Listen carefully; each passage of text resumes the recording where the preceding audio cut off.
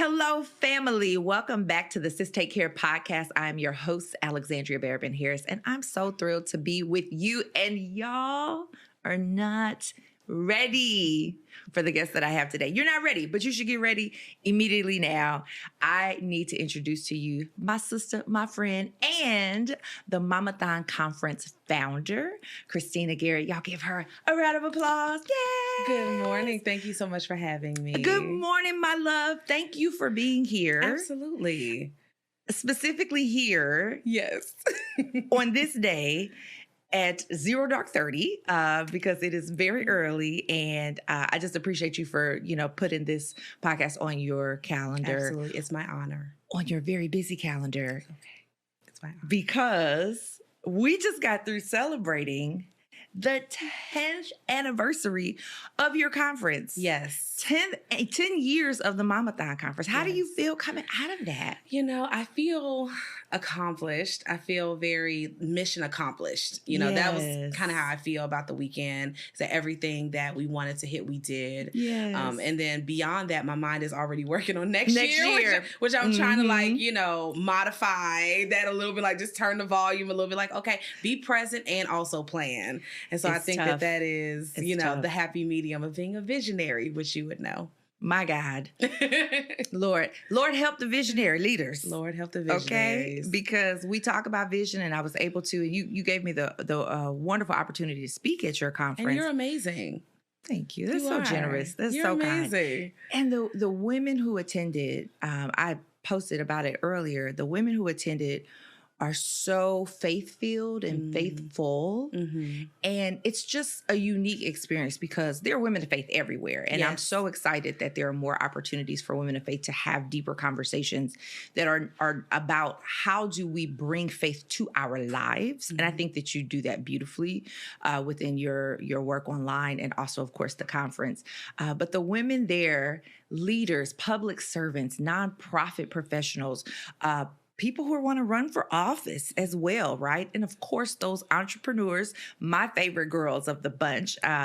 But it's just like such a beautiful combination of people who are really just saying, how do I show up in my real life with faith as a guiding principle? How do I do the work that I do? How do I make the impact that I want to make while being true to who God's called me to be?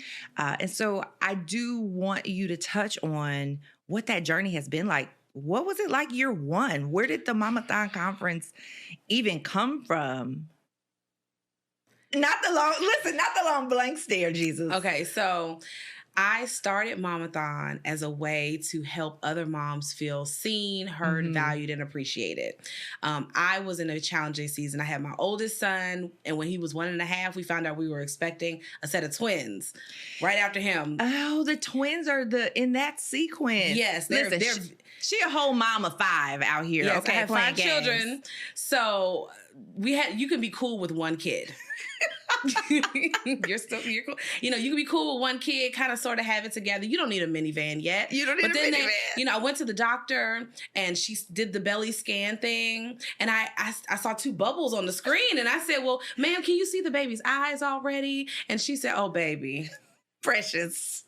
Oh, baby. Little ones. I was in my early 20s. I was like, "Man, what am I looking at?" And she said, "Oh, no, you're having a set of fraternal twins, of multiples." And so all of a sudden we went from sort of kind of cool parents with one kid to minivan parents by 25. Yeah. And I think that when you have a plan for where you'll be in life in your 20s, there can be you have this particular trajectory. Okay, God, this is what I'm looking to you for. This is everything's going to work out exactly like I planned. And when has that ever never been the actual outcome? God has a sense of humor. And so the twins come on the scene. We have no family, close by just because of circumstance. And I was all of a sudden at home struggling through postpartum anxiety, this identity crisis that happens when you become a mom. You get fast forwarded into caregiving and being present for those people in your life. And we give some sacrifices nobody asked us to give, but it's who we are as people, nurturers, And so I started to go through the process of figuring out, you know, where am I going next? And I told myself, I got to find me some business to mind. You know, my husband was pastor. He was in school. It was all these, you know, he was doing what he was supposed to do. So hold on. I'm sorry. Press pause. Yes. Do not let the audience miss that. Yes. Are you a whole preacher's wife? I'm a pastor's wife. My husband's a senior pastor of a church in Alabama. And we had just gotten there when the twins were toddlers. Oh. And so he was, you know, doing what he's supposed to do as a leader, visiting the sick, you know, checking in on shut-in church members and the elderly and like our seniors. He's doing exactly what he's supposed to do. And Momathon really came about when I said, I am watching the door way too closely, waiting on him to come in and home. Save me. Yes. Like, come get your children. Come get your children. And he was always above and beyond, like, whatever I needed, he was willing to give. But it was like, but you also have to go be Superman in the world. And it's not fair for me to put on you to be God for me and, like, save me every day. Like, you can, that's a pressure nobody should have to have. No one should have to feel like they're your everything. But the song say, Christina, song say, you're my everything. It's saying. That's a lot of pressure. It's a lot of pressure. That's a lot of pressure for any one person to have. And so I told him, I said, listen, I have to relinquish you to go in and do the things that God has told you to do without you feeling guilty about you need to hurry. You know, come home. Yes, do the thing. You know, I need you here. I do need you here. But, you know, if you're going to go visit a family member who just lost their loved one, I can't say, well, I don't feel like cooking tonight. Like, they need their pastor in a reasonable fashion, not like middle of the night call, you know, but things he's supposed to be doing. I can't, you know, so I found you don't want to put a bereavement clock. Like, okay, you entered the house. Are they done crying? 22 That's not right. Before you need to get home to me and these children. Tell them to wrap up those tears or something wild like that. Right. And so Momathon really came. I told him, I said, listen, I got to find me some business to mind. Do you know who I am? I cannot be sitting up in here just looking like, when are you coming in the door? I was like, oh no. So Momathon really started from a place of, you know, here for the mom that needs to be seen. And then year one conference was, oh baby, I think I want to have a thing. You know, like, I think I want to have like a dinner or something. And maybe it'd be from like 5 to 9 that's exactly what it was. At the Hilton Garden Inn, the hotel meeting room was the size of this table. The chicken was dry. The dessert was crumbly. The chicken was dry. There was no salmon and shrimp, you know, but there was something magical that happened afterwards. Because they weren't there for the chicken. They weren't there for the chicken. And so afterwards, all the moms were still in the room and in the hallway cackling. You know how we do as Black women. We had kiki. Cackling. And it was 10 o'clock, 11 o'clock at night. And the hotel staff was like, hi, people's rooms are right here. Like, can y'all, you know... There was something magical. And you woke up the next day and all of a sudden everybody was Facebook friends and everybody knew each other. And, you know, and that becomes something where you really want to be that person who brings people together. I think over the years it's transformed because as I as a leader have transformed as a woman with a coaching business and speaking and doing all these other things that I do, the conference has grown as I have shifted to bring in different kinds of women. No, that's so beautiful. How many people do you recall was at that first event? Maybe 25. Okay. Something like that. I have seen over the years that people have ebbs and flows. So, you know, this weekend was 100 plus, right? Yes. Which I feel like, okay, over this amount of time, it should be, you know. But stop shitting on yourself. I know, we don't shit. Yes. So what I've learned, though, as women is we have cycles. Okay. Not just monthly cycles, but life cycles. Okay. Say more words. Transitions where you were an entrepreneur, you decided to go back to corporate, you now need a different type of support. Or you were working in corporate, you're starting a nonprofit, now you need a different kind of support. So I've seen, you know, okay, I was married, now I'm divorced, I need a different kind of support. Or I was a single mom, now I'm married. Wait a second, how do we do this co-parenting thing successfully? So there's all these new conversations that are emerging as our life cycles change. So there are women who come in because this is what I need. The message or idea at phase 3 Momathon or year 3 Momathon, which was this, I might not need the version of year 6. Okay. And then the women who are at year 8, 9, and 10, men are like, oh, it's up. Yeah, it's definitely hitting those notes. Yeah. And I think what's so special about your particular audience is that it's not all entrepreneurs. Yes. It's entrepreneur. The way you said it was leaders and entrepreneurs. Yes. And I said, no, I love that because as a leadership coach, I work a lot with entrepreneurs, but I also work with executive leaders. And sometimes these people don't realize that they have so much in common. I mean, I may be in a coaching session and perhaps 50% of the session I could be speaking to someone who has a traditional track job, or I could be speaking to an entrepreneur because the mindset issues, the imposter syndrome, the insecurity, they're the same. Everybody's trying to figure out how to show up in a way that is authentic, in a way that is effective, right? And so I love that you bring those people together, that the identity really is a mom of faith. Yes. That being the core identity. Yes. And then whatever you do for work, whatever field God has you working in your life, come on over. Yes. If you are a mom of faith and you have some kind of professionals going on, okay? Some kind of way that you are called to lead a charge in ministry and nonprofit, in your career track. Because you had so many really like well-established C-level, C-suite managers and grant funders. And they were like, oh yes, we work for the foundation of. Yeah. And I said, they said, well, we give out 5 of these grants for these organizations, but we have a different division that gives. I said, well, tell me all the things. Talk to me nice, honey. You talk about dollar sign, talk to me nice. Listen. Yes. And so that's so exciting. And one other thing I'll add to what you said is moms of faith, women leaders with families, right? Because some women don't have kids, but they are caregivers. Yes. Or they are, their children are grown and flown. Yes. But they're in a season of transition still. And I have seen over time, based on what you said, you have to see yourself as a leader. Yes. And not everybody does. Most people don't. Most people who even unless they have the title, they don't see themselves as a leader. And it's frustrating for me when I would encounter women who I see them as leaders. And they don't see themselves that way. This is where the title of my company came from. Yes, She Leads. Yes. I would say, yes, you are a leader. And I would have to be repeating it. And they'd say, I mean, maybe.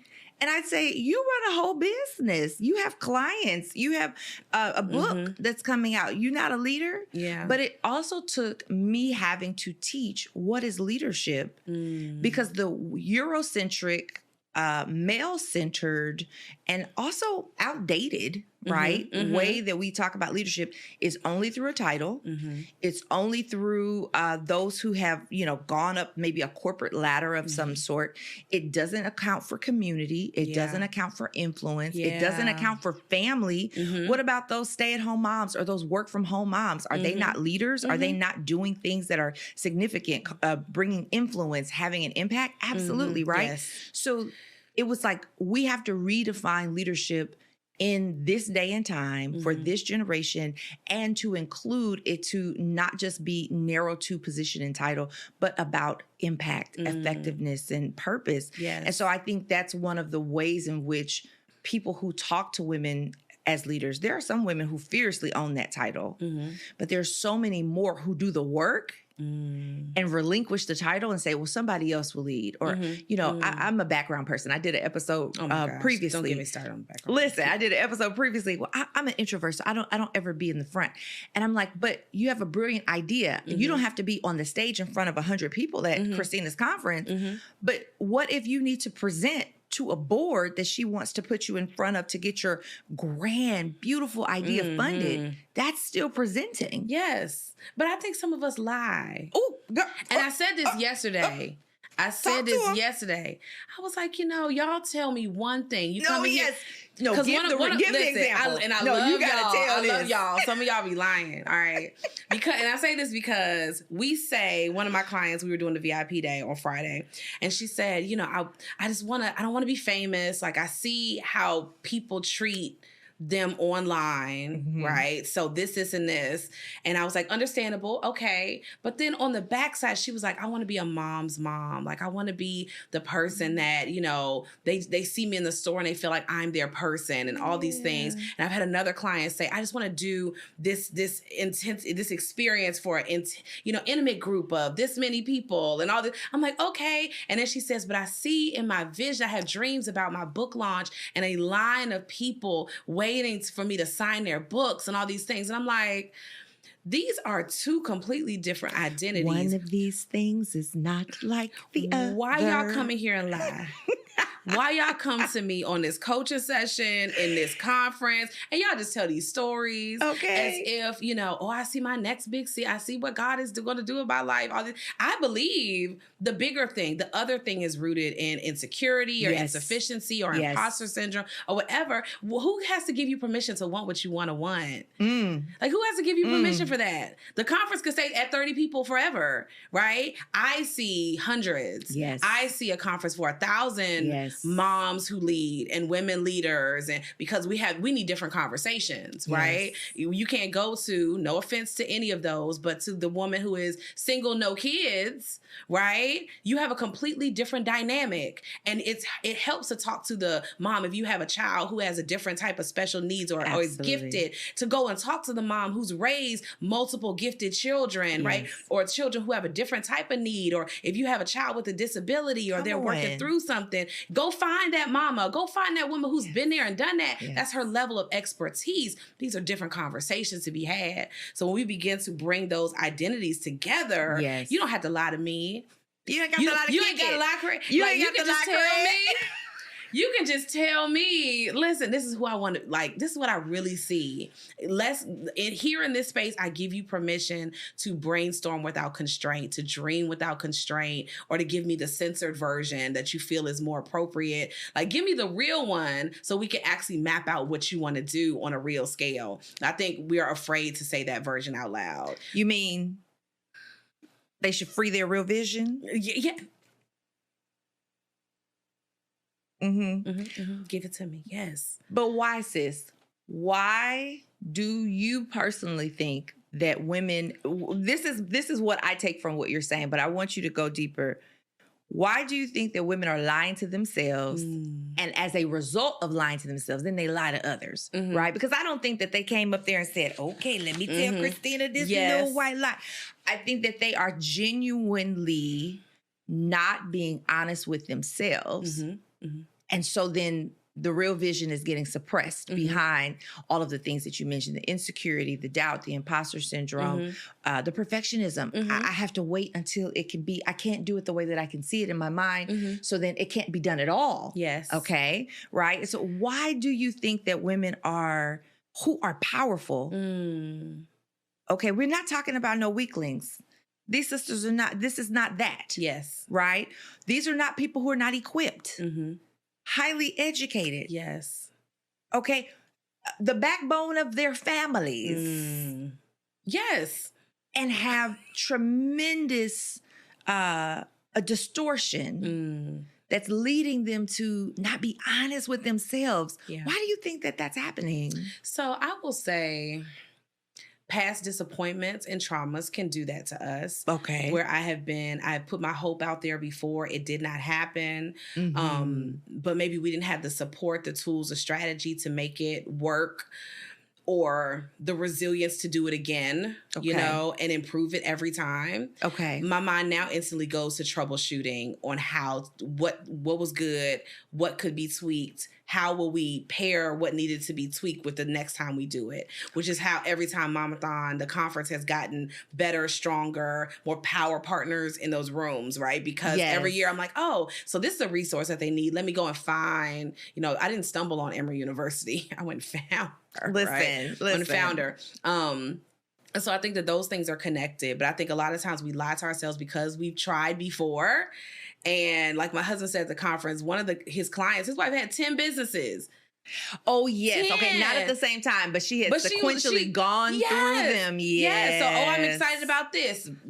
I stopped. Oh, I get pumped up about this. I stopped. I went to, Momathon, A Woman Evolve, all these other events, right? I went to Essence Festival. I came back like, oh, I need to start a candle brand now. This week is candles. Next week is lashes. Then it's life insurance. Oh.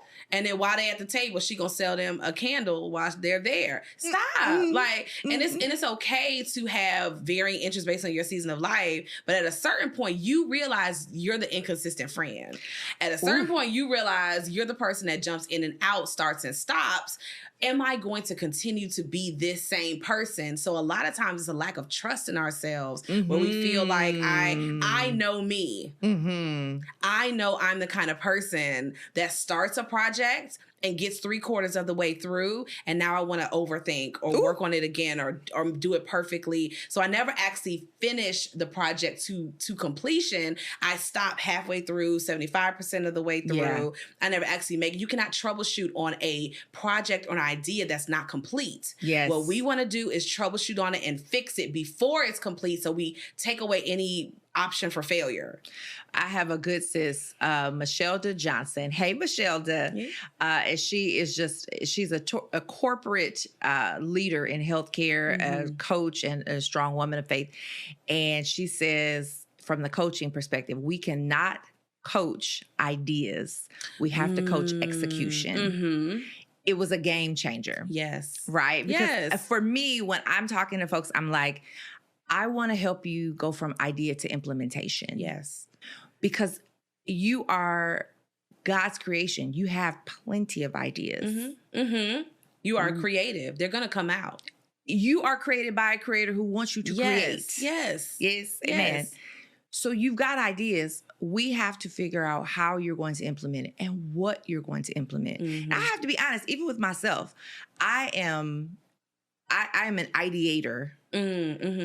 You have you have an inkling of an idea. I can ideate for you. I can multiply anything you have, which is what makes me a great coach. Yeah. For myself, though, I am like so excited about so much that I really have to be praying and talking to husband, trying to figure out, where do we put that time? Where do we put those resources? Where do we put the energy and the effort? Because there's so many good opportunities, but what's the real yes? What's the correct way in this season to sort of distill where that time goes, especially because we are parents to a child with special needs and because we are in a caregiving season for our elders. Yeah. Sis, we ain't got time to be doing all these things. The time is timing. And I'm going to tell you something too. I shared this, maybe it was a couple years ago with my event planner, that sometimes we have ego involved. Oh, you just want to step on their toes? Sometimes you just want to step on their toes I'm like telling that? you. Sometimes we have ego. I don't have no ego. Wait, what you talking about? Christina, what you talking about? I don't even have no, because that's prideful, and pride come before a fall, honey. So, I'm not that's prideful. Not me. And there was some business move that we were talking about and discussing. I said, if I did that, it will only be for my pride. And I could see that it will only be ego that will cause me to make that decision. And I don't want to make a choice out of that version of myself. So I have seen, I know, coaching is the way that is one of the ways that we become increasingly more self-aware because it's like, oh, okay, so what's my causation for doing this in the first place? Why am I being this person? Absolutely. And I have seen, and I mentioned this during the conference, we want the 7 streams of income. We want all of these, multiplicity of things. But everything that Momathon does is underneath the same one umbrella, but bringing together different facets. So the coaching directly ties into the speaking, and the speaking directly ties into when I go to different stages because I'm an advocate on a public policy level and homeschooling and school choice and maternal health and all these things. It all loops together into one. So I never really feel like I have a ton of projects. I never really feel like I'm doing all these things. And people are like, I see you, girl, you out here doing, girl, I'll be at my house. I'm like, under my husband, okay, with my kids, watching movies and tickling baby toes. And, I'm at home, I'm a very rooted person. Yes. And so I think it's interesting though, about the idea of capacity. And sometimes our egos can be intertwined into, I'm going to pick up another project. This project wasn't working, but I need everybody to see me winning. Instead of let me sit with, what I really love to do, right? I really love to do this, but I need to figure out how to do it more sustainably, how to do it better. Yes. How do I get more funding? Yes. And so the sister, Momathon conference, food alone is $30K. Oh, 30K. Say it to them in the camera so they understand. Food alone. Okay. This food alone for the 2 meals. They don't know. For the 2 meals. They don't know. $30K. And we sat when everyone was in the restaurant and waiting on their food. I said, we have to add lunch next year.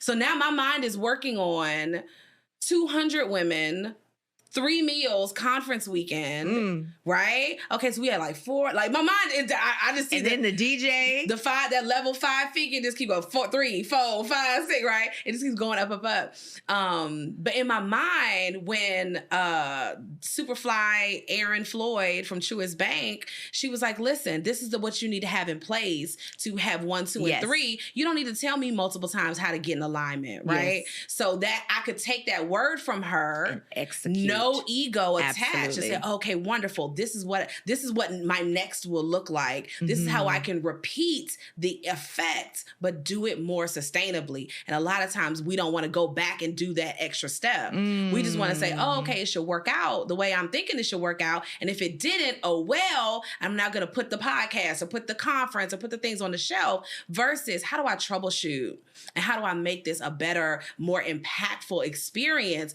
without it taking me down through there where I'm struggling to do it. Yeah. And so she's like, I know this person. Okay, great. So it looks like this is where I need to be in better alignment. And I can take that. I took sponsorship classes, right? Like, what do my proposals need to look like? Come on, preparation. What do my proposals need to look like? Y'all out here asking for $500,000. Yes. 500 with extra zero, all those, that's a 6-figure. With a lot of zeros. And listen, and one of the things she said was you need to have year-round program. What are you doing all year? Not this one event. What are you doing all year long? That's so good. To make sure that you're being impactful on a routine basis. So there were all of these nuanced things. I said, okay, here are all the places I can take that. Here are all the places where there's a gap for me in my business. And now here I get to close this gap so I can repeat the process, repeat the experience, but every year gets more joyful. It gets lighter. It gets, okay, there will be hard years, where it's like, we had to pass it in our family. We're like doing all this emergent stuff, family health things with caregiving and all of this. You're like, okay, so this means I need to block off my whole day because we have to go to the hospital or we have to go and get these testing done or all this stuff with family. Yes. And I have 5 children and they're homeschooled. So they got to go and learn some kind of way, right? Who gonna teach them, Lord? Who gonna teach? Who gonna teach these babies? Who gonna teach the babies, right?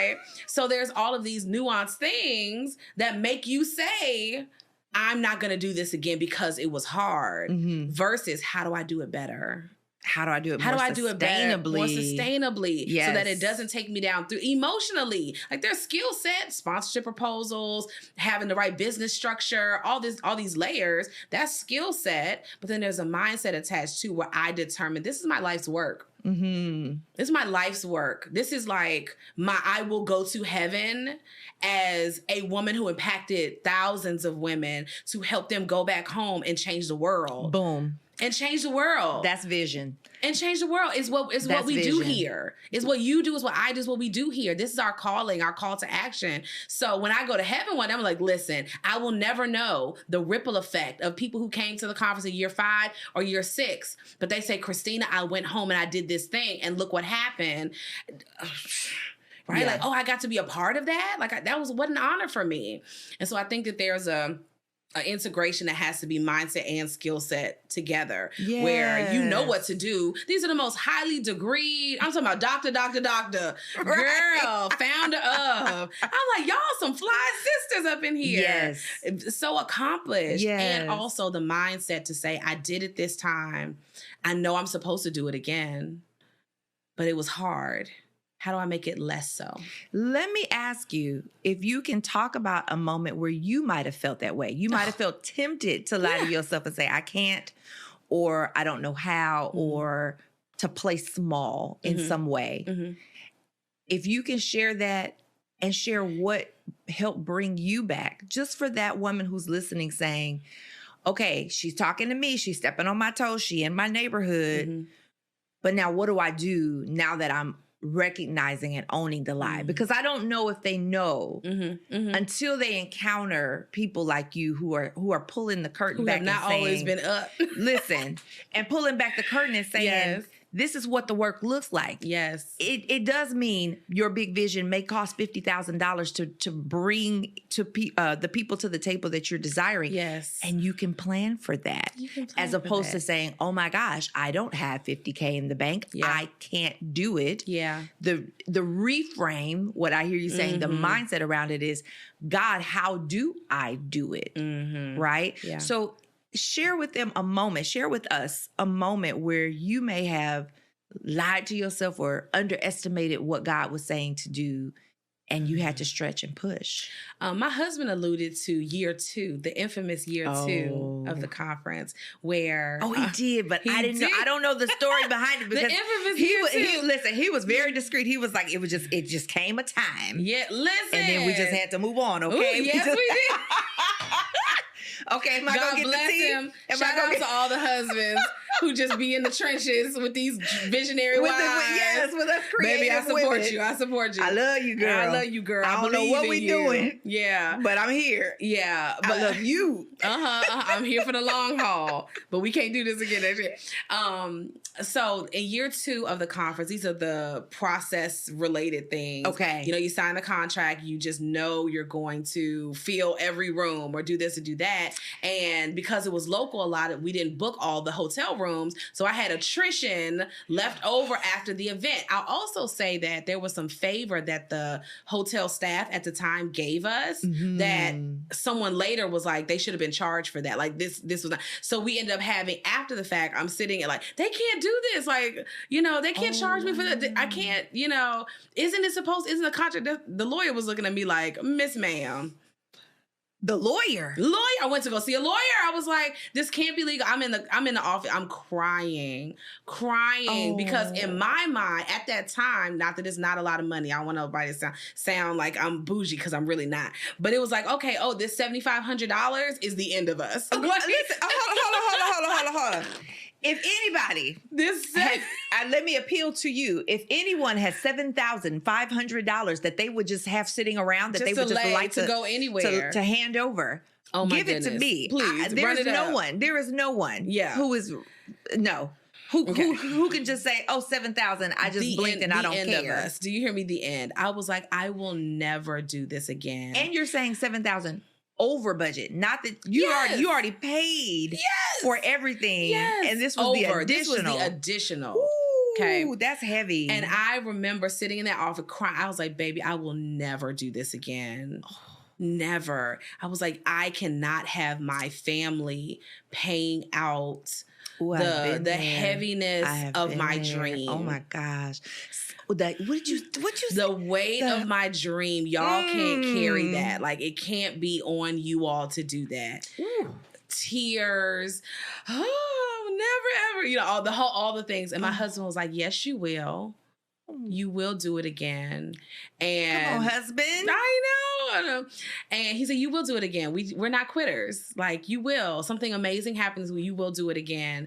But that was the catalyst for me to say, girl, like, you ever snatch your own edges? You was like, friend, we need to figure out a better way. And so every single year I worked on finding the better way. Okay. You know, I brought on my event planner, Teresa, who's helped me to, work through, okay, she does corporate 20,000 people stuff. So let's look at this contract. Let's see if we can get you this, and this. And here's what they're talking about. And here are the dates and all of these things to be my advocate and on hand person to solve so many issues for me. So that was one of the things around that time, was when she came on board with me to help me with that process. But I think that was a time for me where I was like, I won't be doing this again. But every year I look for, how can I do it better? Planning this year was challenging, right? Really? Yes, it really was. It didn't look like it? It did not, baby, because we do the thing. All right, okay. hey, listen, come on. We did not. But with lesson learned. So there's all of these lessons. Okay. You can decide to just take the lesson and implement the new thing versus, I did this wrong. And feeling defeated because of it. Defeated. Absolutely. Like, I won't do this again. time. Absolutely. And so I think that that's part of the lessons there, but you learn that in real time. You don't learn that, you know what I'm saying? You don't learn that by ideating and journaling, you know, like, let me go back and Christine, I'm gonna pray about it again. Y'all been praying since and you supposed to pray. Yes. You're supposed to pray. You're supposed to seek the Lord for the plan, but the Lord has now spoken on the plan, told you to go forth, and you still don't. Like, you still ruminate on the concept and the how and all these things you overthink until, I think sometimes we do it on purpose, until our timeline has passed. Ooh. Ouch. And then we have no choice but to not do. Oh, so what I'm hearing is self-sabotage. Self-sabotage. People will absolutely say, well, I tried and it just didn't work out. So this must not be what God wants for me to do. Yeah. Oh, it feels hard. Must not be God. I'm like, we're in the Bible. What Bible y'all read? That said ease and flow. Listen, soft life. Can we talk about the soft life? All the time. If it feels hard, it must not be for me. Getting a doctorate is not easy. Running for office is not easy. Becoming an advocate is not easy. Being somebody's mama, not easy. No. Literally hazing you. No. With toddlers. Like, I had 3 toddlers at one time. Baby, check me into a home. Bless your heart. Into a hospital with a padded room. I would go grocery shopping with them jokers. They be in the clothes running. I said, oh, y'all got out here making me look like an unfit parent. You know what I'm saying? All of these things are hard things. Having a successful marriage where y'all talk stuff out instead of saying, you know what, forget it. This is just too much and you require too much of me. Let me go live the soft life, which is ghetto. Okay. Tell me more. What you mean the soft life ghetto? Sometimes and I'm not talking about, you know, those relationships where they're highly toxic and all those other things, right? We're not talking about like those over there. We're talking about where y'all miscommunicate. Okay. And y'all are not in synergy. Y'all not having sex. Y'all not doing this. Y'all not doing that. Y'all just all over the place. You so tangled up with the kids. Y'all never want to leave the kids to go. I had ladies who were like, I'm coming to the conference. And then at the last minute, I have mom guilt or just, I'm a faith. I know. But I was like, girl, you better get yourself some pour. Girl, get you some business. Get yourself poured into so that you have some energy to go back out and give in a way that's honest. Yeah, but I feel like our kids need to see that. Like, my daughter is 15. Okay. I only have one daughter, y'all. I got 4 boys, 1 daughter. And she was lovely. She volunteered at the conference. She was working the conference. And my son's little honey, you know, my son is 17. His girlfriend is 18. She was there, and I just love her. And so they were both there working. They need to see us doing work we love. Starting a project, working hard on a project, and finishing the project and seeing it to fruition. So my boys, you know, came with my husband down just to ride with him because they're obsessed with airplanes and they're going to sit in my suite and look at the planes take off. And they came, Mama. They came, my whole family was there last year just to poke their head in and see what's going on. And they're like, Mom, this is what you're working on? And they walk into this beautiful hotel in a ballroom full of women. They're like, oh, I see it. I get it now. I now see when Mama says she's working on her conference, this is what she's creating. Yes. It's important for them to see us do that. And I realized when my daughter was a toddler, I was not that person. So I was frustrated and unfulfilled and all of these things because I wasn't finding that outlet for myself to express this is who I am as a person now. Yes. And to just find those small ways. It doesn't mean you jump into head first or go into hyper working or overworking, but it may mean that we don't run away now from challenges, or it may mean now that if this feels challenging for me, it doesn't mean it's not God's will for my life. It doesn't mean that I'm not supposed to do it. It just means that life is all about growth and stretching and becoming somebody new. And I think that some of our inner challenges or, you know, the things that we don't feel good about are a direct result of us not telling our bodies to stretch. You ever got out to bed, you know, got the joke about turning 40 something, you get up and you just, what happened? Gosh. What happened? But I found that happens less when I work out 5 days a week. It happens a whole lot less when I get out. And my daughter, she get on my nerves sometimes. She'll be like, Mama, we going running today? I don't want to go running. Well, Mama, you told me to tell you that when you tell me you don't want to tell you that you said you want to lose 20 pounds. I don't like you. And then we always come home holding hands and dancing to like Ludacris. Got all the way home. Endorphins. Yeah, we got our endorphins and we're in like our best friend, our bestie mode, you know. But those are things that are uncomfortable for me. but it doesn't mean they're not necessary. What would you say to the people? Because there is a whole generation that is talking about the soft life and I don't want to work and these types of things. Listen, and it's not just age. It's not bad. It's not just age too, because it's not just because they're younger. It's a mentality. And I think part of it, I think the authentic part of it is that women, and certainly Black women, have had hard lives. Yes. Or have been expected to have hard lives. Yes. And there is a backlash to say, oh, you thought you could charge me with that harsh, hard life? I got one for you. I don't not just even want regular and less than punishment. I want nothing. I want to luxuriate 6 days a week, and the 7th I'll go to church, and that's my work. Like literally, I just want to remove every single challenge. But I think there is a problem in that when we're talking about the need for impact, when we're talking about the climate today, and let's say in the zone of education, we're saying we need more teachers who care about children. I mean, actually care. Or educational options, period. And just to show up, the like we were talking about micro school options and charter school options and people who want to work in the public school sector. Maybe they came from public school, but they're saying, we need better. We need people who actually love these children and want to pour into them. We need after school programs or girls programs on the weekends or churches that are still, you know, when I grew up, we had Vacation Bible School.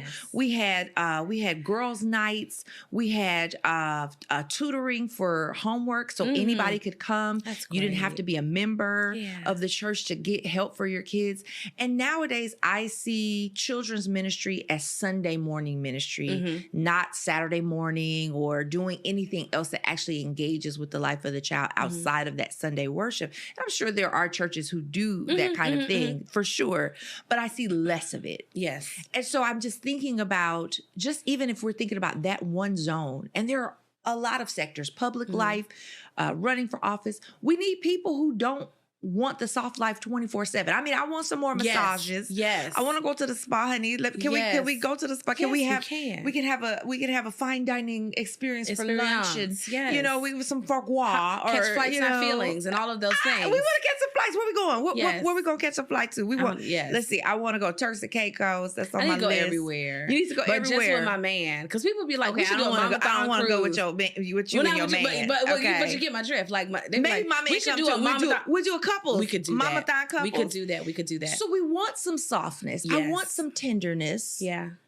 But I'm a leader. Yeah. I know that there's some texture. If everything is soft. That's a good word, friend. Ain't nothing getting done. Yes. The progress that I want to see in the politics isn't happening. The books that need to be written, it's not easy to write a book. Yes. If you're not writing it from your heart, I mean, I don't know, maybe pull the words out the sky, you get chatty, chat. But if you're writing something that you feel called to, a message that calls on all your sensibilities because you know there's a person who needs to hear it or read it, that ain't easy work. Yes. So if all I want is soft texture, then I'm not being the leader that God called me to be. How do we balance that? Okay, so first when you were saying I want soft texture, I instantly go to, I think it's Jeremiah, and he talks about, and this is softness, but it's being molded, where he talks about, I walked down the street to the potter's house, and we've seen a potter work the clay. Yes. Ooh. My God. We've seen a potter work the clay. There were multiple times this year I said, Lord, you can't just bless me in February. Like all the work I'm doing, you can't just make it all green light in February, conference in September, so I could just chill all summer. You know, it's like, I'm funded. We good. All we doing is selling tickets and all that stuff, right? Okay. No, God was like, no, there's something that I want you to become that requires you being back on the potter's wheel again. I want to become. Ooh, who I want you to become. Hard work, you know? That's it. And so there's the idea of the potter shaping the clay And then he says something like, there's a, where God speaks to him, he says, destruction is certain for those who argue with their creator. Can you go and say, this is how you made me, or this is what you're fashioning me to be? And the clay gets to talk back to the potter and say, I don't want to be this. Man. So then when we think about shaping something or refining something, we're talking about fire. We're talking about sandpaper to make it smooth, baby. My God. We talking about, listen, we look good texture. Sitting up here, but baby, that's texture. That sandpaper to make it exactly what it's supposed to be, putting that clay in the oven to heat it up. That's not soft. That's not soft.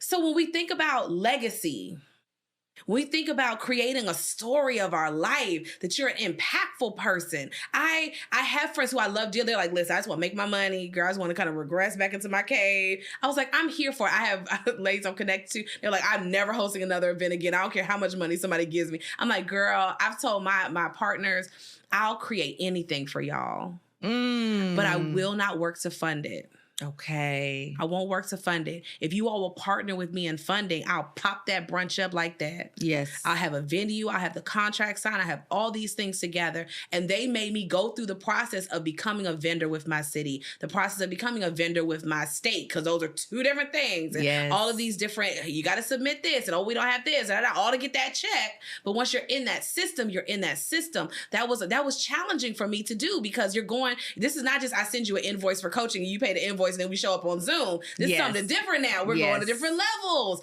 Okay, so partners, people that want to fund you, they also want to know what their ROI is, which they talked about this weekend. Okay, so now we got to deliver. Yes. I can't tell you I'm going to have 100+ dope, fly, degreed, impactful mamas in a room, and then when you get there, there's 25. Listen, ROI, just for those who are watching. Return on investment. Return on investment. The return on their investment. Will you be able to be there and speak or facilitate? Will you be able to do this, this, and this?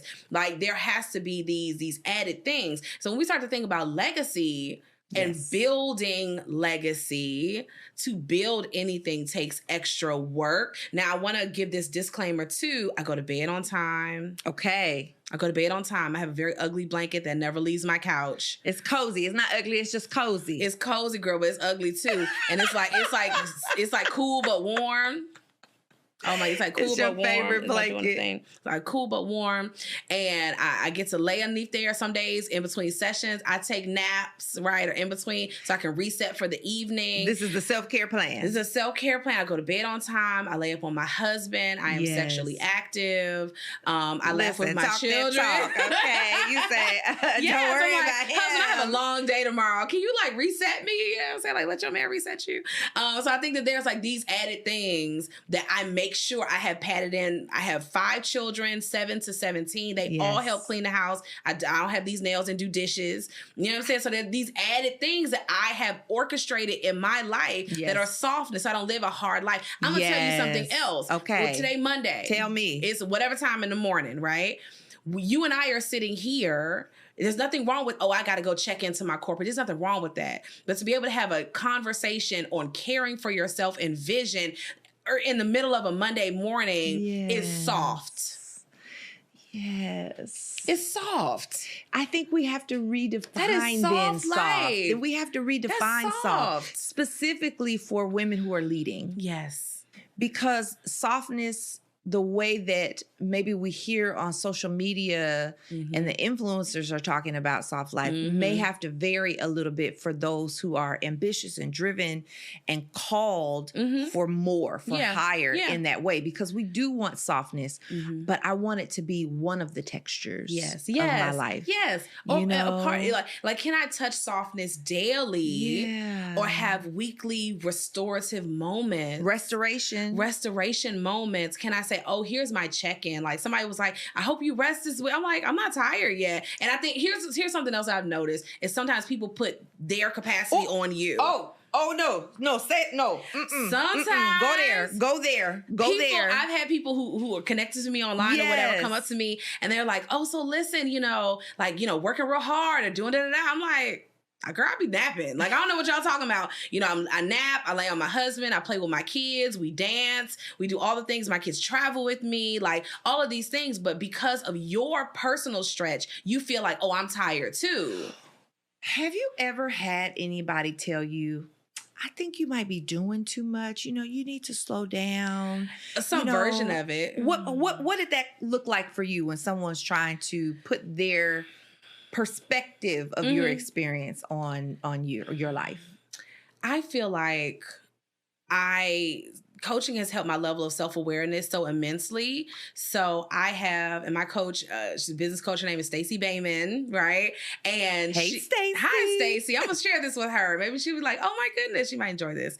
And I've been in her masterminds and all those things. So she talks a lot about hustle versus hard work. Okay. About, you know, knowing the difference between two. That I've had moms say, oh, you're in a busy season. I am in a busy season. But boy, the holidays are going to be like, I'm planning to go see take my kids to see Anthony Hamilton at the fair. I'm planning to do this. We're going to go here for Thanksgiving, like all of these things. So I'm not in a turned up, hyperactive season all the time. And I think that's where people feel like, oh, I see you doing a lot. I am doing a lot because August and September are very busy for finalizing conference things, right? Or doing partnership things or interviews or all this fun stuff. But I think that people, a lot of times they think whatever their limitation is also yours. Yes. So everybody said, oh, please go rest. I was like, I'm not tired yet. I was up till 1 a.m. I was like, I am not tired. You were. And every time I went and like laid in, I would like open my phone for a second and somebody would have like their dancing. Like they were just like, this is the best weekend of my year. And I'm like, yes, like that right there. I'm up. And we were doing karaoke. We had a time. Line dancing. We was in there sweating and breathing hard. Like, that was absolutely what was happening. Yes, what's your favorite line dance that we did? Oh my God, I don't know that many. So I like the wobble. I'm wobble. a DC girl, so they got a little bit of go-go. So they got a little bit of that good vibe in there. I have found over time that when you go to do, a lot of times other people feel like whatever my limitation is also yours. Yes. And I'm like, I'm not tired yet. Like this is I've worked all year for this, to soak this in and to talk to people and to be here till the last person leaves. I've been, this is my intention here. This is my work is to gather, to provide resources. This is where I am. So I feel like that us being here on a Monday morning is soft life. I work technically 2 days a week. I coach Tuesdays and Fridays. Those are my open calendar days. So it was like, oh, I don't plan any appointments for my mom or things like that on those days. My children, because you're a caregiver. Because I'm my mom's at least executive assistant and chauffeur. Okay. She still lives independently. Yes. But it's like, hey, you got to go all the way across town. Going to doctor's appointments. Doctor's visits. Making sure she ate good. You know what I'm saying? Ma, did you eat what you eat? Want me to order you a little something? That's fine, right? So there was those things. And with my kids' homeschooling programs, those are Monday, Wednesday, Thursday. So somebody got to take them there. The Thursday one, I have to physically be there all day, right? So in order for me to be that person and have a 2-day work week, and then take my laptop to the homeschooling co-op and connect to their Wi-Fi to send emails to y'all and all this stuff, that is soft living. This is why she's the productivity queen, okay? This is why she's the productivity queen. So funny. I'm not playing with you. No, ignore her for a second. This is why, okay, Momathon's fabulous conference experience, but this is why she's known for productivity, because you hear all that. Listen, you trying to figure out which hours is she working off of, or do I need to put in an order to get that type of calendar? Yeah, because in the way you say it so seamlessly, but it's what it is at this point. It's almost like not a non-negotiable. Like there'll be times where we can only see mom on a Tuesday or something like that. So I'm like, okay, no problem. So but I get to reach out to my wonderful mom clients who need flexibility as much as I do. Y'all are the bomb. They need flexibility as much as I do, and say, hey, I'm so sorry, my mom had an appointment, I can't move. Can we meet tomorrow on Wednesday, which is a non-traditional day, but do you have flexibility? And they say, girl, yeah, like we'll see you then. And it's never an issue. It's never a problem. Maybe one person was like, well, I feel like you moved. Okay, you're all right. But 99% of my ladies are like, oh, family always first, just like they need that flexibility, and I do too. That is soft living, to be able to make those choices choices, to be able to choose rest, to be able to, say, I'm gonna go to bed on time. So it never feels like, oh, I have 20 different projects and things moving all around. It's like, oh, okay, instead, the conference itself is one thing. We'll keep the conference in Atlanta. We'll do the Momentum Brunch, which I do. I literally did it to show Alabama partners that we do Alabama stuff. Oh, I love that. I was like, listen, we do host events here. They're like, we can't sponsor something that's in Georgia. Yes.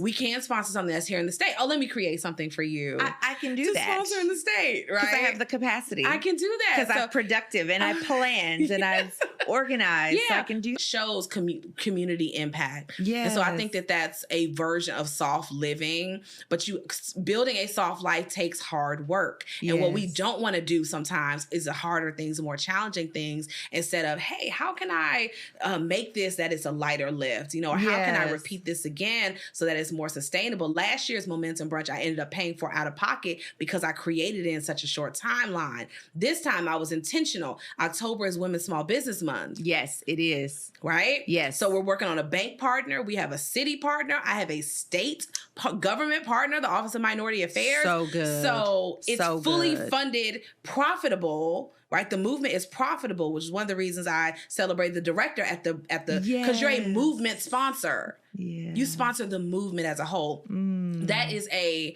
soft life. You're so strategic. Your project fund, girl, but it all comes down to the dollars and cents. No, but you're so strategic. It's like, how much does the vision cost? Oh, how much does it cost? No, new level unlocked right there. Yeah. That is a new question that all the people who I work with on vision and leadership are going to get asked, because I really, really want to tap into understanding the formulas for sustainable success. Yes. Sustainable success for me is how I'm looking at that's real success. I don't want the flash pan. Listen, we on YouTube. Hey, YouTube, like and subscribe, honey. Yeah. We on YouTube. So yeah, sure, we'll take a viral moment, but I've been in business long enough to know that virality is not vision. It can help amplify something, but it doesn't do all of the legwork, right? So you've been on Essence Magazine multiple times. You were on Red Table Talk. I mean, you have a lot of media hits. Did those things radically change your business? That's a great question. So I will say this. I tried. Thank you. I know it's a great question. Okay, so I'm gonna put it to you like this. Maybe it was 2020, 2021, somewhere in that. God told me to focus on media. Okay. And I didn't have an abundance of clients at the time or all of those things, but there was something about indisputable proof that resonates for me. Write that down. Write that down. There's indisputable proof. Wow. There's something about, I don't care what you think of me, Google me. Google me, baby. Google me, honey. Like, go ahead, type it, put it in Chat GPT and ask if we're new to this. We are not. Your name will come up. The name comes up. Yes. So I think that there was a place where I was working on, you may doubt who I am. That's okay. I know who God says I am. And then beyond that, is there, what's the word? Social proof. Like, I love that. My kids met him in person. They identify him. Oh, yes. And I'm cool with his wife too. So we were David texting. Shan. Yes, Mr. Shans. They're like, Mom, that's a podcast guy. I was like, no, it ain't. Hi, David.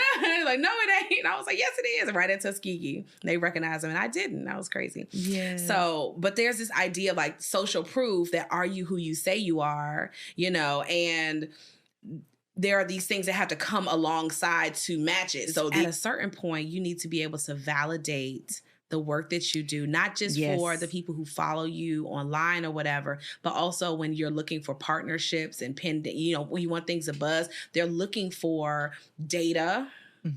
They're looking for how many people have you served in the past. Yeah. Even if it is your first time, it's not your first time creating an impactful initiative. Like those things matter. So you will always have a group photo at Momathon. I don't know how. Absolutely. Somebody sent me a video of like what it looked like yesterday. I was like, oh my gosh. Oh, I can't wait to see. I know. I was like, look at it, like growing. And the videos and the to scan the room to show a room full of dynamic women is important. Yes. It's important. You need to be able to see with your eyes, like, we wish you were here. Yeah. We do wish you were here. But the people who are here, they said yes in a way that you may not have said yes or felt prepared to say yes. But we move on. Like, this train moves, you know, and I've been reiterating that a lot. Like, I'm taking women who are ready to go. I'm not here to, like, you know, coddle you, or I'm going to encourage you. I'm going to motivate. I'm like, listen, but these are the things we need to have in place because this is what you said you wanted. And I think that's really important when we start to analyze the social impact and stretching to bigger. It's like, oh, okay, in order to go bigger, this is what I need to have in place. Now let me go gather the tools, the support necessary to make that happen. Yeah. So in addition to me speaking, which was, I was just so honored to do that. Girl, you the bomb. You the bomb, girl. Well, you know, thank you. She's amazing. No, it was truly an honor. And you had some amazing panelists. Like, the panels were so informative. Mental health and maternal health, that relationship, I think, is one that will continue to be explored now. But you also had your husband. I did. As a speaker. I'm a blush girl. You are. and you talk so openly and freely about your marriage. I mean, you're talking about, you know, having an active sexual life. Yes, as you should. Listen, I don't know about the people who, you know, say, listen, y'all govern yourselves morally. But I'm like, you married? Like, what you? Okay. Like, anyway. what's not happening here? Y'all ain't doing nothing. Okay. But you know, you gonna wobble, you gonna dance. Yes. Y'all go check out online this photo of her at the black dress, with the black dress at the Black Brilliance Ball. Yes. You gonna give a little leg and take a little back. Yes. Okay. Yes. How do you feel so confident and authentic in, like, just being colorful and creative as a woman of faith? I feel like there are a lot of boxes. Because they tore Sarah up for having the fan dance. Y'all ain't right on the internet. Y'all don't know how to act. Y'all don't know how to act. How dare you have the flop, the wedding fan, and Woman Evolve. Right? And how dare you? When you know you were, as soon as back that thing up, when the intro come on in your car, you just feel something start to gyrate from your college days. You know you're still that person, just a little bit. Like let's not do that. You know? In particular, in that situation, didn't make any sense to me. There's nothing. There's no language. There's no cursing. There's nothing that even counters any of her other messaging. So that I was just like, why are people nitpicking? Why? But people do, especially when it comes to, you know, Christian experiences. And, you know, perhaps there are other things that are valid, but that wasn't one of them. People can say what they want about certain things, but it's like, do you not believe that God wants you to have fun? I think. Do they? I don't know. I don't know. Anyway, but you're a pastor's wife, but you also rock this mohawk, honey. Get into these edges and get into this style. You're so colorful and beautiful. You know, you talk about having a beautiful marriage and having a sex life with your husband. Like, how do you balance out that positional leadership that you have as a first lady with your actual, like, authentic personality? So I draw a lot of inspiration from my mom and from my parents. They were my mom always says, if a man ever loved a woman, it was my dad to her. Oh, and she's so cute. Isn't she cute? Just leopard all over. Like, she's just the best. And so I learned a lot about being a diva mom from her. I learned about being a hot mama. Okay, honey. Okay, I'm going to have to send this to her. A hot mama from her. Drop it like it's hot mama. You know, because she was like, girl, like, you are married. You know, like, if your husband doesn't have a problem with it, then bump what anybody else says about the situation. I've had people in the past, people who I looked up to and respected. You know, I would think I was at a wedding or something. Maybe, girl, there was like this much, not even this much, a little bit of cleavage. Yeah. And she was like, you know, you're a pastor. And I respected this woman as a mentor. And, you know, she was like, well, you know, you're a pastor's wife, you're this and this, and you really need to. And I felt so bad. Like, you know, maybe I'm not supposed to dress. You know, it wasn't like over sexy. It was like But to her, it was too much. So and my mama was like, you're on a date night with your husband. You better live your life. You better put them stilettos on, baby, and be that girl. Stilettos pumps in the club. Okay. And she was like, but be that girl for your man. Yes. Because that's your right as his wife.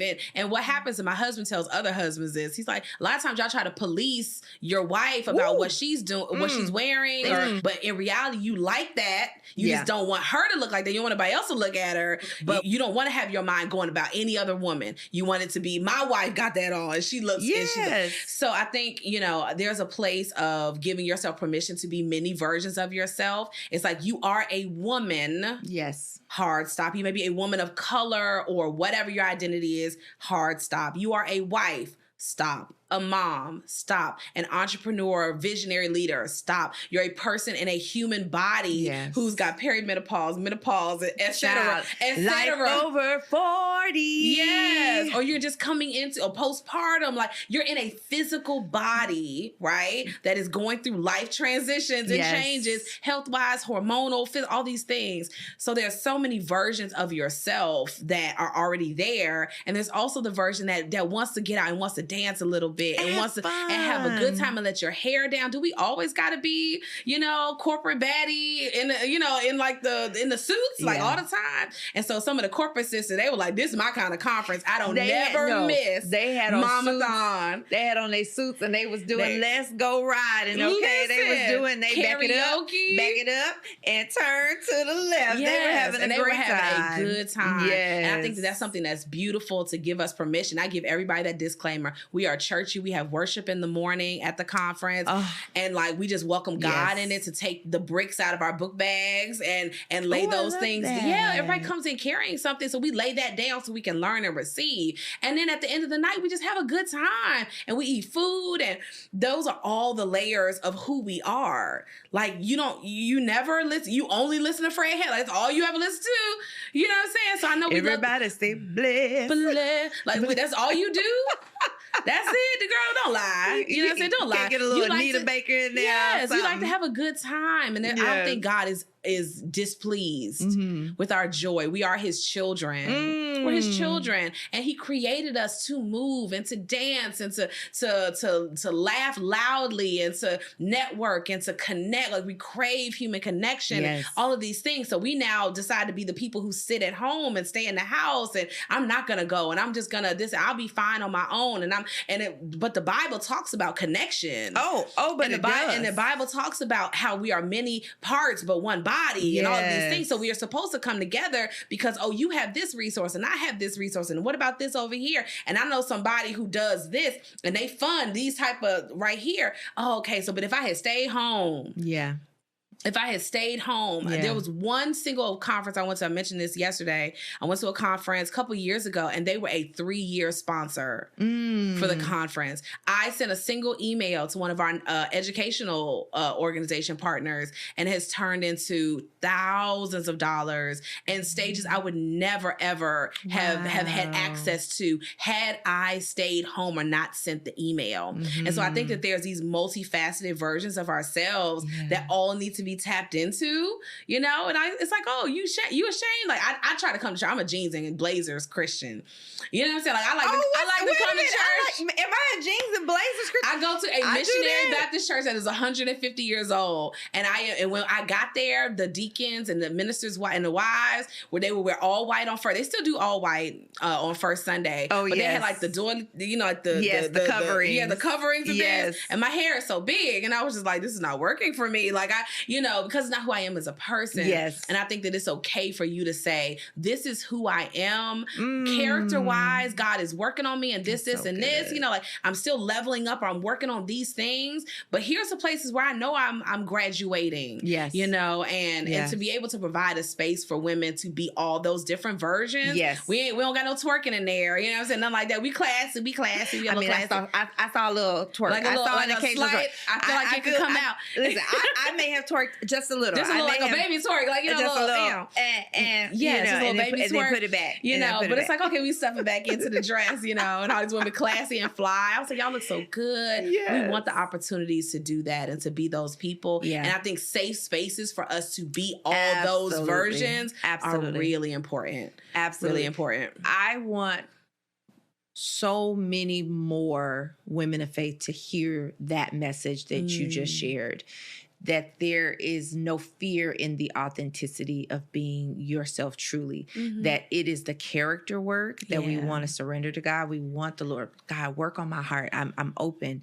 but that it does not mean conforming to what everyone else's expectations are. It means to conform your heart to be more like his, not your look. I mean, that's not what's being asked of you. Yeah. And to be authentic. I love that. So I just want to celebrate you and celebrate the ways in which you show up so authentically that are so warm and welcoming. And also a really beautiful example. I mean, I think it only adds whipped cream to the topping that you're a pastor's wife or first lady, because it's not, you know, your identity is not solely tied to, you know, the mighty man of God that your husband is, but that's a part of who you are. It's a part of the role that you have. But you also have a way of standing on your own 2 feet and being your whole self as a woman and a woman of God. That is so important. Thank you. I want to say to that part, like, I think some of us try to put our work where it doesn't have to be. So, and I was sharing with another ministry friend not long ago, and I was like, you know, sometimes I never try to momathon my church.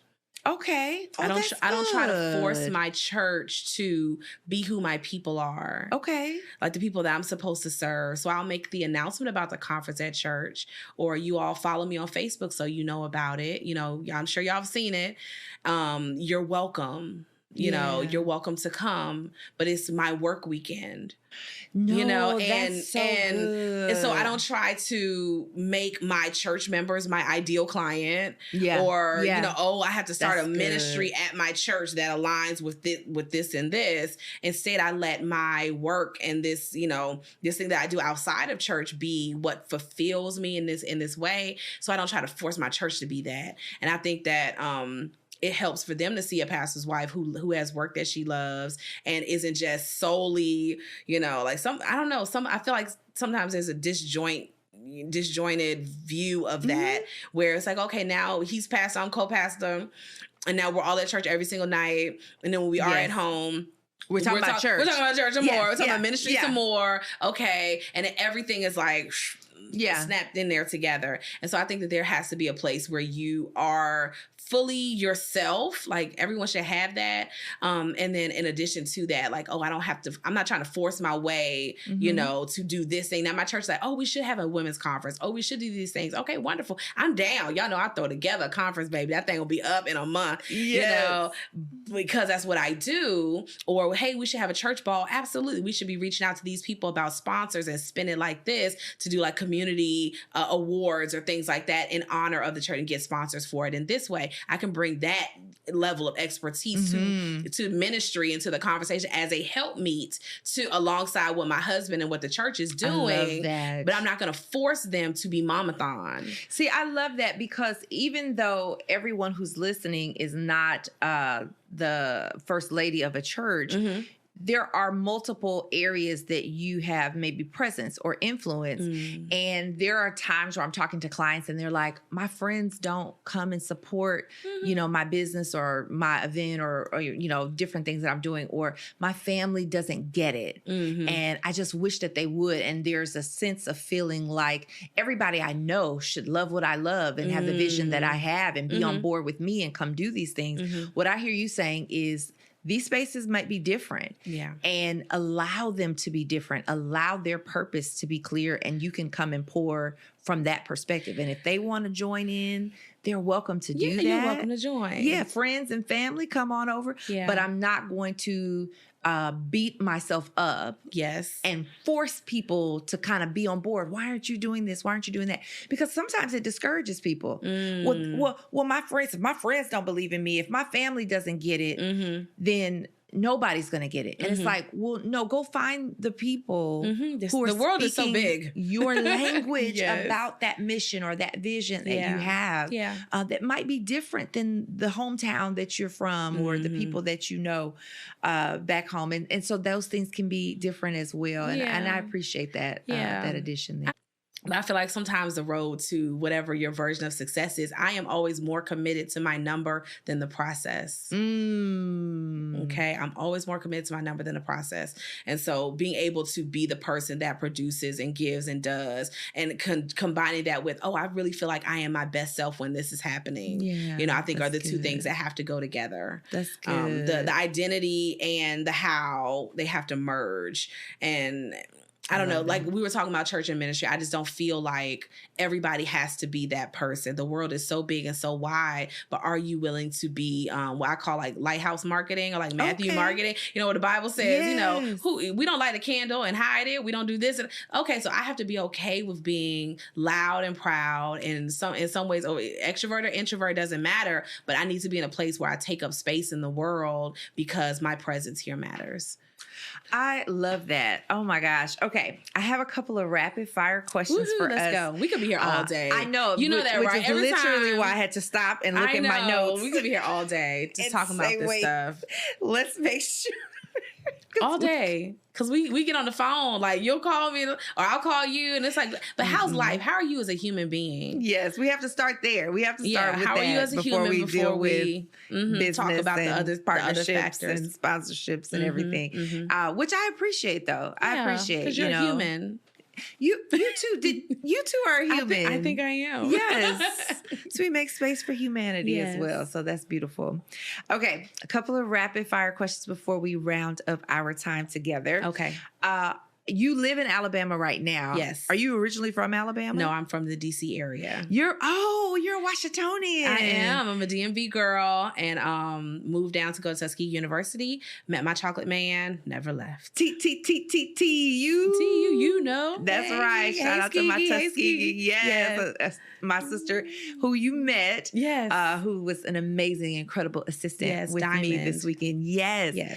She's an alum of Tuskegee. I don't know if I knew that. But you know what? I heard when somebody said TU and it was like 10 people. I was like, wait a minute. Like, you know. Hey, Skeegee, what's up, y'all? Listen. So they were in there. Those Tuskegee alum were in the building. We hardcore, girl. We are hardcore. I love that. Okay. So how long have you lived in Alabama now? Since 2002. So oh my goodness. Came for college at 17 and never left. Okay. So then this is a really big question. Yes. This is very controversial. I'm ready. Okay. Roll Tide or War Eagle? Neither. What? No. What kind of answer is that? Come on. At this point, you listen. And my family is from Alabama. My family on my mother's side. At this point, you are honorary Alabamian. So. Yes, but Tuskegee.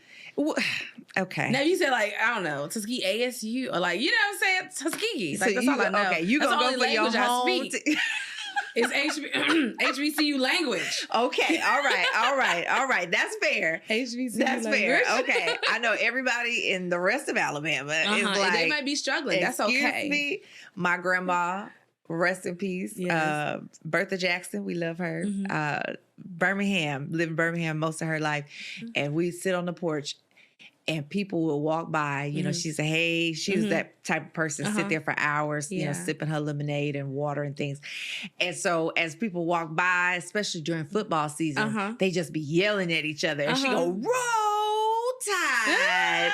Every single time. And so and at church they act up. They be like, all right, hey, be talking trash and stuff. I'm like, y'all rowdy, man. They be roasting each other at the church. And it's so fun. I love my church. They're like roasting each other and hey, all right now, you know, doing all the things. And what else? Like, how did Momathon get its name? Oh, so I'm a runner girl. Yes. I've done 2 or 3 half marathons. I'm not like Miss Marilyn, Dr. Marilyn. She said like 36. No, it was like 36 half marathons. And like 10 full marathons. It was like multiple full marathons. Okay. And she's doing another half marathon in a couple weeks. No, it's coming up. It's coming up here in Atlanta. She's a grandmother. So I just want everybody to have like, that. you know, not the 40-year-old grandmother, like, you know what I'm saying? No, yes. She's a grandmother. And I was so inspired by that. So, but I was a runner. Loved her talk. To find my sanity. I was running away from my home towards my sanity. Okay. Oh my goodness. Like, where is it? I'm on a search and rescue and it's got to be out on the pavement somewhere. And I remember. Have you seen that girl? And my husband would come home like,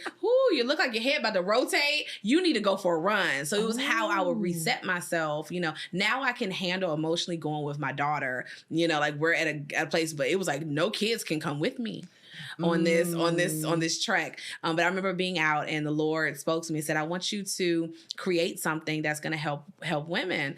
And I was like, "Lord, I can't help myself right now. Like I'm in the trenches myself." He said, "I want you to call it Momathon because they're going to run their race well."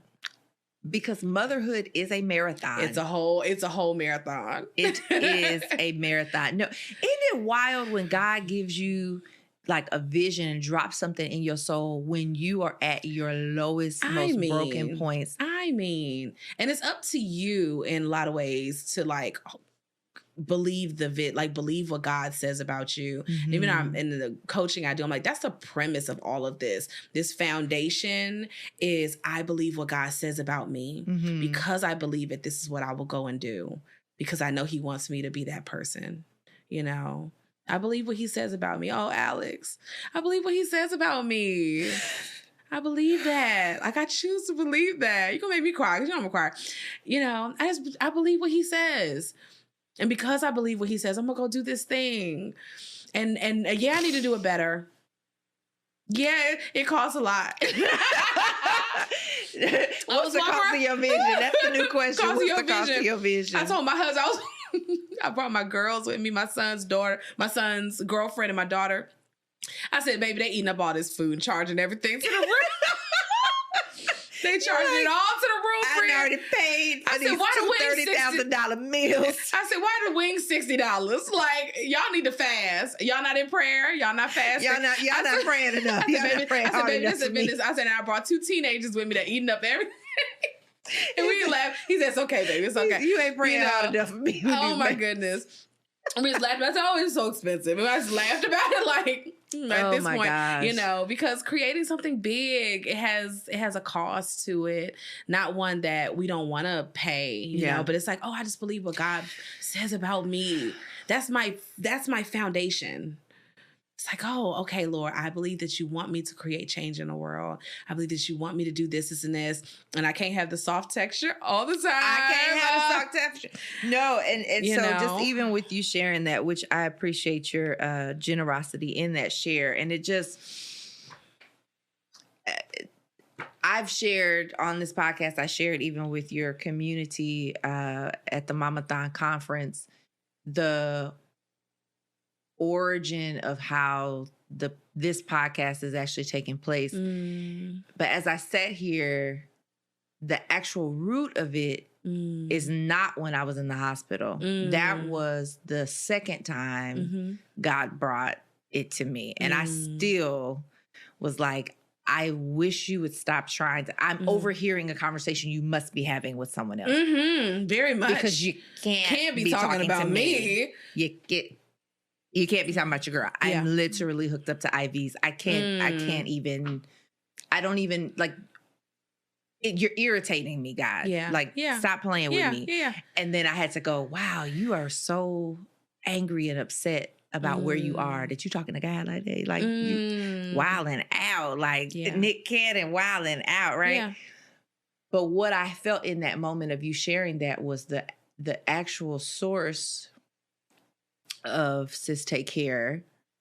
And it wasn't a podcast. It is what will be the next iteration, which is Women Gathering. Is born out of the passing of my best friend. Oh, sis.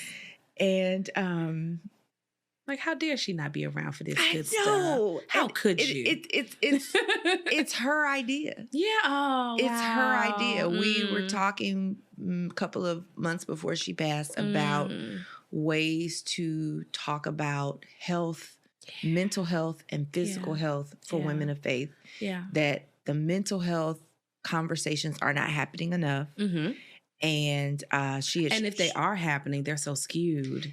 And listen, and at this point, I don't even want to, I mean, the very first guest that I had, Casey Venning, ordained minister, people came into the comments right here on YouTube and was like, she's talking about mental health, and she has a mental health disorder that she uses medication for to serve and has for many years. And she wrote about it in her book. She is an advocate for youth. She is a remarkable human being. And I'm so happy that she is alive to tell that story. Right. And people came in the comments and was like, no, that's not God. And that's not what the Bible says. And I'm like, no, she's quoting scripture. Yes, but let me say that a lot of mental health challenges, I'm a big believer in collaborative care. So I have therapists and counselors and psychologists who are clients of mine, right? If they don't have all the tools, like who does, right? What would any of us do? Okay. But aside from that, some things come from hormonal and chemical, physical imbalances. And the same people that are telling you that you taking chemicals for the condition of your, you taking medicine for the condition of your mind is not God, on diabetes medication. They on GLP-1. Listen, and would not blink if the family member said, hey, I have cancer. I need to go get chemotherapy. I need to go and I'm going to the center to get support. Or they went and got BBLs. We in Atlanta. I see y'all. Listen, y'all don't put the BBL juice in your behind. Leave the BBL babies alone. I'm all for your dream body, your makeover body, but simultaneously, you know what I'm saying. The same people that we say, oh, I have a former client, she has bipolar disorder, and she talks very publicly about you know, medication and her sleep and all these things. And her husband had her in coaching for a full, just stay home mom for a full year where they were in coaching because she was like, I know when I'm staying up all night and my mind is working on all these ideas, I'm supposed to be in the bed. Like, that's not a good sign. It's not so a good she sign. knows the signs for when her mind is doing operating in hyperdrive and all these other things. And so the win for her was we got her exactly where she was supposed to be in terms of she's on TV and like doing all, like we like boom boom boom. And also she said, hey, I want to take some time and just focus here. I'm still doing this and this, but I want to slow down and not worry about work on her being a coach. So I want to do and just be with my kids. Okay, wonderful. That's clarity at its highest level and not overworking. And so I think that there's a beautiful place where we have to find that happy medium. Like you said, it's like, okay, if y'all on diabetes medication, y'all taking the acetaminophen, whatever your president be saying. No, because your all president, not somebody president. 47. Yeah, the number 4, right. Him, right? All those kind of things, those nuanced things. But I think, you know, there'll be the same people that are on, you know, all the stuff to drop. And we're comfortable using, and this is something that I think is a point of, and I believe advocacy is being birthed in me around mental health, specifically for the faith-based community, because there's so much stigma around it. Even when we're talking about medication, even when we're talking about just diagnosing, just to understand, so what's happening? Why do I feel different? What should I be doing to help get through those moments? I don't like how I feel. Can I change it? Is there a holistic way? Are there other things? Who should I talk to? Have I been to my doctor, any kind of doctor, to see why I'm high one day and I'm low another day? And do I have the space to communicate I am not good? To just say that without someone saying, no, but God says it's good all the time. Or to say, just pray as though I haven't already been praying. Right. So it's like some of those pieces that stigmatize people of faith from feeling like it's a shame to even get help, when the Bible shows so many opportunities for people to be able to come around and communicate with one another. And so anyway, it just made me think when you were sharing that those down moments, my sister friend, my best friend had just passed, and God was like, this is a part of her legacy. And I think about it often, but I don't say it often. And there's so many times where God is calling us to birth things out of what feels like devastation and loss. Oh, yeah. And out of the people that we remember because we love them. Yeah. But that is what legacy is. Like, when I was in that hospital bed, there are things, she had a lot of chronic health issues for majority of her life since she was 11 years old. Wow. And there are things that when I took her to the hospital multiple times in college, multiple times after college, she showed me in her life how to advocate for yourself with the doctor. She showed me how to talk to the doctor, what to tell the nurse. Wow. When my grandmother was in the hospital, she told me what to tell them to ensure that my grandmother got care. Yeah. She taught me how to speak document that. Write it down that you're refusing to give me this help. She explained to me the research around how Black women are not given the same amount of attention in the hospital regarding pain and the things that you need to be able to communicate in order to do that. But she also showed me how to survive the mental health crises moments. And to say, I can't even call the company. Can you just be on the phone with me while I call for mental health support today? And I said, this is bravery. This is courage. God is with you. Don't let anybody tell you differently. And I think everyone needs these messages, but certainly women of faith who are often expected to be so strong for everyone, and that any sign of weakness, sometimes people associate as a lack of godliness, as a lack of trust, as a lack of belief. When that's not real. That's not what God is saying. God is saying, bring it to me. I want to be here for you and with you. And I think this is legacy. This is a part of her legacy. And I think that's what's so special, is that when we talk about only softness, when everything is soft life, there are things that you can only get out the fire. Girl, what you say? Like, the human experience isn't soft. Coming into the world was work on somebody. Okay. Keeping you to this point hasn't been soft. Figuring out these life transitions, college, and my dad passed the week before my college graduation. You know, like the week before, I'm like, sir, how dare you check out on me? What's happening? You could have waited, you know. Get back here. Yeah, 100% though, you know. Yeah, I'm sorry for that loss. You know, so I think that there's like a place where you grow in your faith. Like, that was where I learned God is not my remote control. Oh, praise. Well, hallelujah. Because I felt like if you raise people, I felt like, and my cousin, Edwina Finley Dickerson, who we gave her book away at one of the prizes. And Momathon the prizes. And she was just on the Oprah podcast. She's such a big deal, and I just love her dearly. Okay. Wait a minute. So wait, 6 degrees of separation. So we cousins, right? We cousins with Oprah now. Yes. Okay. Hey, Oprah, that's our bestie. Gail, move over. Sure. Right. Any day now. And so, but we fasted together for days. Oh, wow. With a belief that we could go to the funeral home and pray and God would bring my father back. Oh, yeah. Wow. Full belief. No, nothing. I was like, Candy, it's on. And there were so many people that did not believe that. They were like, girl, we've been to too many funerals for people to be. And I think there was a place of after talking to the pastors in my parents' life, where my dad was working at their church when he passed, he said, your father's tools were folded up.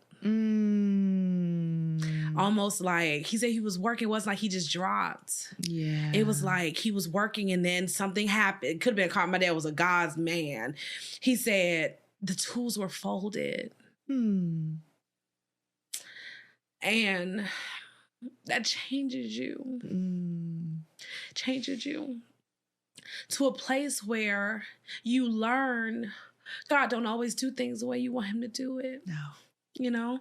And when you get to learn that as a believer, you learn that God is still God, even when you sad.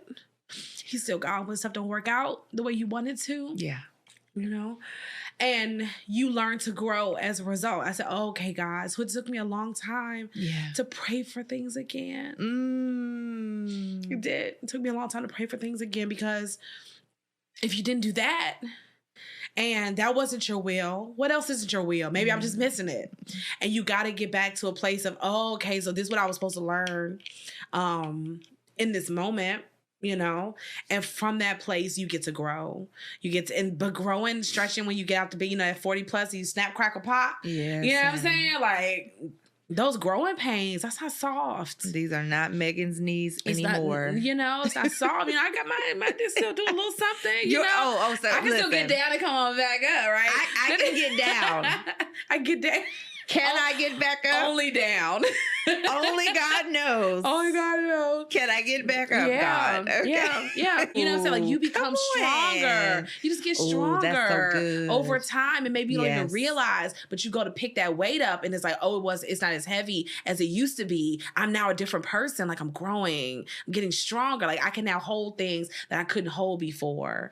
And loss and God adding and his sustaining power and how he holds us up and all these things are part of that process. We don't want it to be, you know, but that's the sandpaper.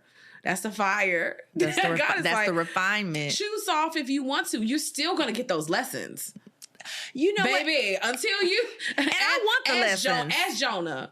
Jonah was like, I don't want to do that. But so I'm going to go somewhere else. Because he said, I ain't jiving with your plan. Like I'm not fooling with it. You know, all right, wonderful. And how can people connect with you and find you, follow you, learn about you, buy conference tickets when the time comes? Yes, you can go to the momathonmovement.com. I have to rework this conference page now that we are like, okay, we're done, baby. Listen. But yeah, so you can join the email list there. You can also find me on Facebook, Christina Garrett. You'll see my mohawk exactly like it is. Yes, your profile is unmistakable. Unmistakable. I look exactly like myself almost all the time. And then I'm on Instagram and Facebook as the Momathon Diaries. So it's been a storytelling over the years about the transitions and things that have happened to help us get where we are. And last but not least, my love, how can this community pray for you? Oh my goodness. How can they pray for me? I am grateful for women who pray for me in that they hold my arms up. I can physically feel the holding up of my arms. And I shared this over the weekend that even planning a conference and things are very mysterious for me because there's things that happen that I have no control over. Like, I don't know if you had left, but Minister Aaron, they were hugging and people over crying and there's something happening in this corner that Christina cannot orchestrate. Yes. And you were like, people be trying to orchestrate. Christine, I'm like, I don't even know what they doing over there, girl. Like, God's doing what only God can do. And so I always love prayer on him continuing to be God in this and me being okay with some things being a mystery. You know, like being okay with the mysteries of God. Like, you know, when people come into this space, and I said it multiple times, there's no way I know what you came for. Like the questions and the things that are going on in all of you all's life, 120 women, all respectively. There's no way for me to know what's going on in everybody's corner of the world. Only God knows that. And so for him to have his purpose accomplished or their questions to be answered has to be him. And so I'm grateful that on the days where I'm like, girl, oh my goodness. And then, you know, you'll mess with, all right, you all right? I'm all right, girl. You're all right, or listen, girl. I'm praying for you. Like, you know, and I can physically feel the holding up of my hands to the place where it's like, oh, okay, next year, here's what we'll do, you know, and I don't feel like, oh, I'm just done. You know, like once we got there Friday, I was like, oh, I got to do this again next year. Yes. I always feel like this. I always say, never mind. And I always, you know. You get re-inspired. I get re-inspired and very anchored and grounded. Yes, so that's so beautiful. Yeah. Well, thank you so much, Christina, for being on the Take Care podcast and for having me on your amazing stage at the Momathon conference. It has been a total pleasure.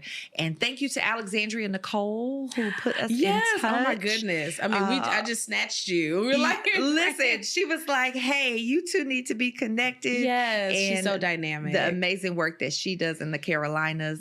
Just want to honor that and how we were able to, you know, just be building as women of faith who are really out here leading and doing the work and having other sisters say, how can I support you? And that, you know, fueling even what we have here today. And that was over a year ago. So yeah, I know. I appreciate you so much for answering the call to be on today, especially especially after doing a marathon of a conference this weekend and about to get on the road. So safe travels back home. Thank you, sister. I love you so much. I cannot wait for us to work together again. I know we got to do something magical. I don't know what that is. Oh my gosh. I'm sure you'll think of something. We'll think of something eventually. Listen, something's going to come to us and it's going to be synergistic like these outfits because, because who knew? I just love the color green of your blouse. It's right. So I got out lovely. the car and it was like, really? Like we just, really? Okay. Really? Mm-hmm. It just, I like money green. We should tell people we just planned it.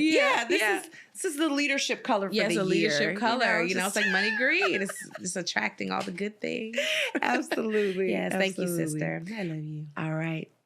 Sis Take Care podcast, y'all. This has been Christina Garrett of the Momathon Conference. Y'all go check her out at Momathon Diaries on Facebook, right? And Instagram, yes. And Instagram. So go follow her. It's going to be good. Make sure you like and subscribe this post and leave a comment. Let us know how you are momming in that Momathon of life that you are in right now.